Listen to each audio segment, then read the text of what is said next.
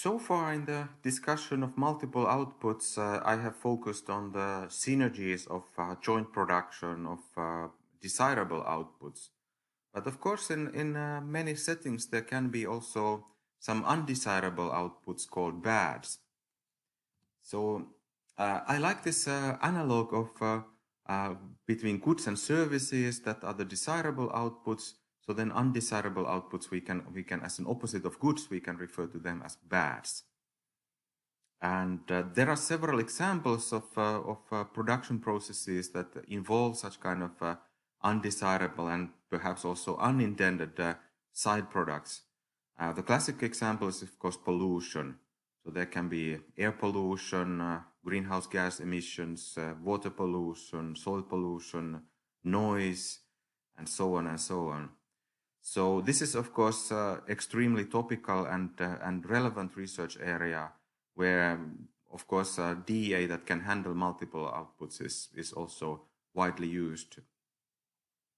So my purpose is not to belittle this kind of environmental applications, but I also want to point out that there can be also other types of undesirable outputs than this kind of environmentally relevant bad outputs.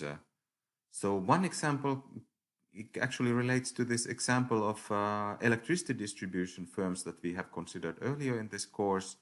So we realized actually in one of the latest regulation periods that the interruptions of service can be actually meaningfully thought of as an undesirable output. It's not really intended, but it's kind of inevitable that sometimes there are in the storms, for example, trees fall to the power lines and there are some interruptions. And notice that these interruptions, they cause also damage beyond just this kind of disruption of service. There can be, of course, also great damage to the customers from these interruptions when suddenly they do not have access to the electricity. So in that sense, its situation is similar to some pollutant that has some kind of environmental damage that is not just the loss of potentially energy or resources of the company's point of view, but also there is some damage, some social cost of damage, and same is also true for the interruptions. Another business relevant example of bad outputs could be non-performing loans of banks. So there, of course, banks that are lending money, some proportion of loans end up to defaults. So that's another application where we could think about these non-performing loans as undesirable outputs. So I will focus on the DEA modeling of the bad outputs, which is a very commonly used also in the literature for the reasons that will become evident also a little bit later. And there are basically two approaches to extend the DEA analysis in covering bad outputs. So I have here indicated the bad outputs by vector B. So it's in bold font that it means that there can be potentially many bad outputs. And one straightforward possibility, of course, that is also quite easily applicable also in parametric approaches would be to model these bad outputs similar to the inputs. So I have here extended the variable returns to scale DEA production possibility set to this setting. So instead of just having inputs X and outputs Y, we have also now bad outputs B as a separate category. And now we have here, then with the red color font, I have here indicated that how these constraints for the bad outputs would be modeled. So for the bad outputs, we just say that the evaluated vector B should be greater than or equal to the convex combination of the observed bad outputs of the companies or units, whatever, plants. So notice that this constraint is directly similar to that of the input vector. And in some sense, of course, if you think about this kind of like pollution permits, or if you have some kind of environmental regulations, then the stringency of these regulations can be thought of as a kind of constraint in the similar way as you might have constraint for your input resources. So there is certain appeal in this kind of modeling of bad output as inputs. But if you think about this bad outputs more like as from the perspective of the production process, like these good outputs, they come from the end of the pipe of the production process. Then another possibility is to model the bads as weakly disposable outputs. And this approach goes back to Shepard's 1970 book. And now it's worth to note that in this weakly disposable output, there's two parts. One is that notice that when we model the bad output with this input, so there is this greater than or equal to sign between this vector b and the convex combination beta lambda. So we can relax this kind of free disposability by replacing this inequality sign by the strict equality, as we have done in the second formulation. So that's that kind of strict equality in contrast to this inequalities then basically assumes away the free disposability, which makes sense for the outputs. Sorry, for the bad outputs. But another component for the Shepard's modeling concerns this scaling parameter theta. So we introduce here some theta that is somewhere between 0 and 1, which I have referred to as an abatement factor. So this kind of scaling then allows for the possibility that the good output and bad output are rescaled by certain factor beta. In some sense, this theta should be assigned to these observed capital B and capital Y, but the formulation here has moved it to the left-hand side of the equation for B and inequality for Y, because we have already these parameters lambda optimized on the right-hand side. So this is still computationally more feasible to put it this way. So this is in some sense a way to linearize the Shepard's weakly disposable technology. So let us first to shed some insight and compare this kind of approaches. So what if we model bad output as an input? So in this diagram, in this slide, I have two diagrams that we have already introduced before. On the left-hand side, you see this kind of usual output set diagram that I adopted from the text by Fair and Primont. So recall that for this kind of multiple output settings, we usually think of this kind of convex output set that is also closed. And but if we model B as input, then this would be similar to this kind of situation we had for DEA. So here we have then this illustration with this input X and output Y. So notice that that modeling bad output as an input would then change this way, that there is this kind of trade-off between bad output and good output. But from perhaps from technical point of view, an issue here is that these input sets are no longer bounded. And it may be a little bit counterintuitive to think that for example, with a given set of input resources, then the bad output could increase indefinitely large or go to infinity. So that's not even physically possible. So this free disposability of the input is one part of the problem. So as I mentioned before, we could of course still maintain this kind of bad output, but just relax this free disposability by stating a strict equality rather than inequality for the bad outputs. And this I have considered in this slide.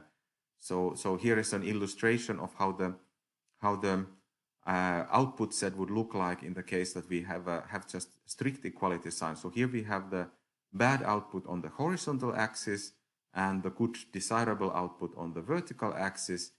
And in this diagram, I also want to point out that I have made this kind of output isoquant map. So we have in this case a DA production possibility set where these observations A, B, and C are using different amount of input resources. So this observation B has least amount of inputs, followed by C, and A uses more inputs. So therefore we have then this kind of output set maps. So these different P of X, so these output possibilities expand as we use more and more inputs. And this is how it would look like in the case that we have 3 observations, and we can then take the convex combinations of A, B, and C, and we have now relaxed the free disposability for the bad output. So now if we then introduce this Shepard's notion of weak disposability, so remember that this Shepard also allows for this kind of scaling towards the origin. So the output set would look like this. So it's the same numerical example, same 3 observations, but now with this kind of scaling parameter theta, then we can also rescale observations to the origin. And this is why I have referred this theta as an abatement factor, because in some sense it would allow us to, in some sense, like inactive operation. So this is the typical kind of way of reducing air pollution in Chinese large cities like Beijing or Shanghai when there's some big event. I've heard from my colleagues and doctoral students that if there's some major event in Beijing where they want to show blue skies, so then the government can order the polluting factories to temporarily close down so that stop polluting, but of course you also stop then producing the good output. So the similar idea is behind this kind of abatement factor. So instead of producing with the full capacity, you could also reduce the emissions by closing down your activity temporarily for a certain amount of time.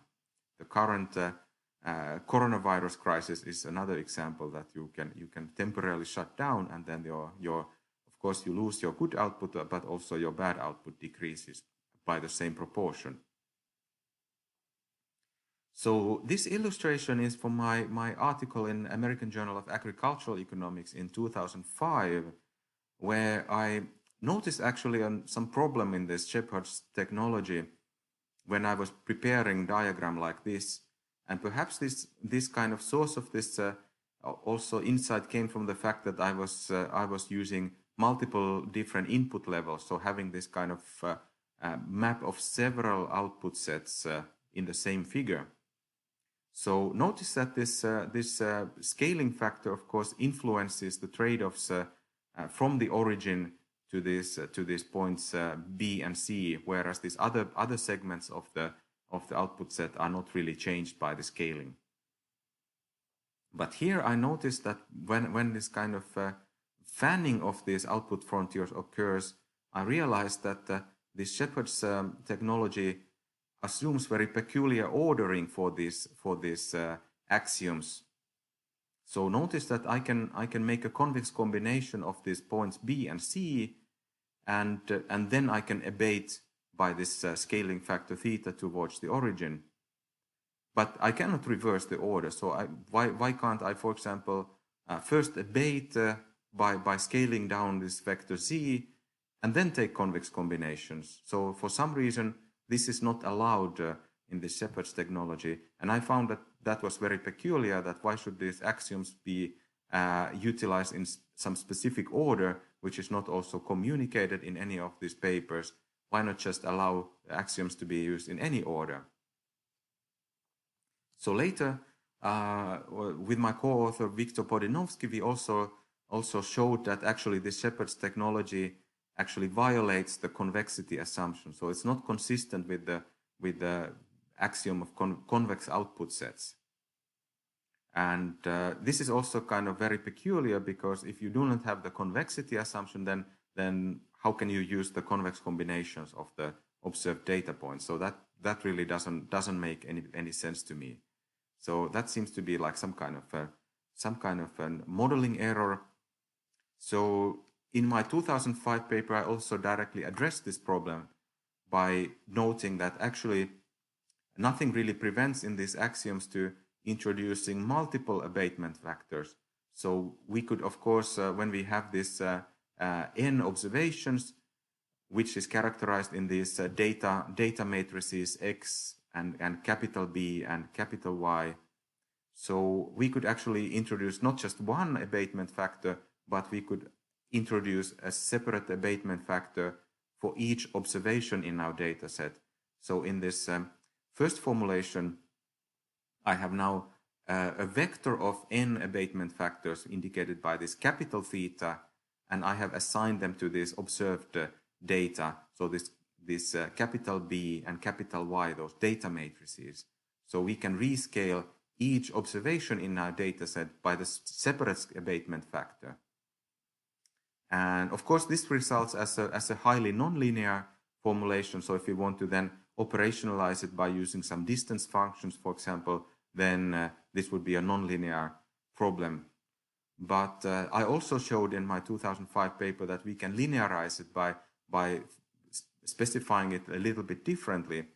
So rather than rescaling these outputs, I introduced this kind of intensity weights mu, and I assign this mu only to the inputs, which are not possible to rescale. So in some sense, this weights lambda indicates those the rescaled version of the original intensity weights. So if we then have if we take the product of this abatement factor theta and intensity weight lambda in this upper formulation, so we can have for each observation we can have intensity lambda multiplied by theta, and implicitly in this linearized formulation on the bottom part, I think about these lambdas as this kind of product of theta and lambda in the original formulation, whereas these original lambdas for the inputs x are then modeled by this lambda plus mu. So it can be shown that this linearized version is actually equivalent to this nonlinear formulation on the top part of this figure. And in this following work with Viktor Podinovsky, we also showed that this linearization then leads to the correctly convex output sets, and it's also the minimum extrapolation result. So here on this slide, on the left-hand side, I indicate how this output set mapping would look like in this previous numerical example. So notice here that it's possible then have this kind of any order of this kind of axiom. So I can, for example, first rescale observation C towards the origin, and I can also take a convex combination of C and B, and then I can take still a convex combination of the rescaled version of C and the convex combination of C and B. So there's not any kind of limitation of in which order I can apply the axioms and how many times I can use this kind of feasible operations. So clearly, if we maintain the axiom that that output set should be convex and have these kind of synergies, then it should be also possible to do that with the weak disposability case. And on the right-hand side, we also illustrated in 3 dimensions. So it's the same example, but we have ignored this point A. So we have also, well, I come back to that point shortly, but as a simple trick of actually calculating, it might seem that this kind of modeling of weak disposability is very, very difficult, but I can admit that I'm very lousy programmer or lazy to write some kind of programming codes. So I often try to develop some simple tricks for computation. And in this case, there is a very simple trick. So if we have this original observations, so n observations indexed by I from 1 to n, we can simply include in our data set in DEA in additional observations, which would be this kind of inactive observations. So we have just the input vectors, but set all outputs and bad outputs equal to 0. So those would be this kind of extreme rescaled observations where you just keep these inputs unutilized. So if we have these both types of these active and inactive versions of each observation in our dataset, so then the convexity property of DEA actually takes care of this weak disposability automatically, and therefore we can simply use the standard DEA tools to do this kind of weak disposability without actually changing anything in our DEA algorithm.